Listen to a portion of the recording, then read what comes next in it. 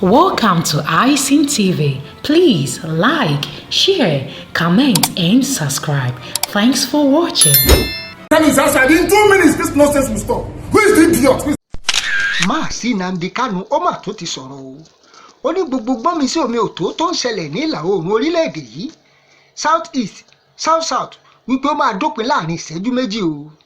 Ó ní àwọn kan ló ń fi ṣe bísínẹ́sì tí wọ́n sì ti sọ́dọ̀ oúnjẹ nípa ká máa da ìlú rú ká sì tún máa pààyàn káàkiri gbogbo apá ìlà oòrùn orílẹ̀-èdè yìí. Ìṣẹ́jú méjì péré ni mo béèrè fún. Gbogbo ohun tó ń ṣẹlẹ̀ ní south east yìí ló máa dópin pátápátá. Èmi kò fọwọ́ sí rárá kán máa pa ẹnikẹ́ni nínú rògbòdìyàn àti làásìgbò yìí.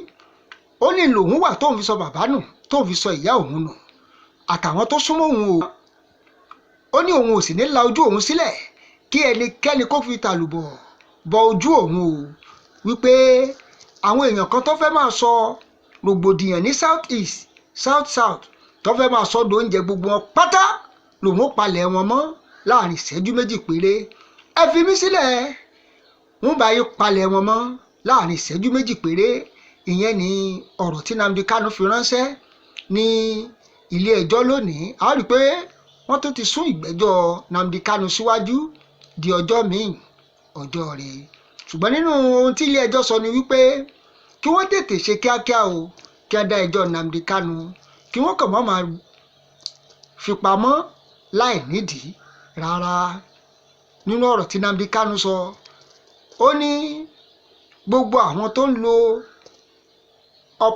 ń lo làásìgbò tó ń ṣẹlẹ̀ ní south east yìí pátápátá nínú òun ò dùn sí o, tóun sì fajúro sí wọn tóun bá fi lè jáde kó láhàámọ́ tóun wà yìí. Ó tún tẹ̀síwájú, ó ní aṣọ tóun wọ̀ wọn ò jẹ́ kóun pààrọ̀ rẹ̀ o. Ó ní ṣùgbọ́n òun mọ̀ wípé lọ́jọ́ kan òun ó ṣàjáde kó nínú àhámọ́.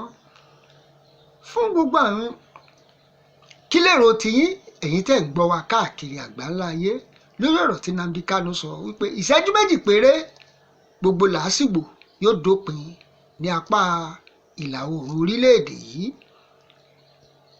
Ẹ fi èrò tiyín sí comment section. Ẹ ṣé tẹ́ ń tẹ́tí sí wa ní gbogbo ìgbà. Like, share, comment, and subscribe. Thanks for watching.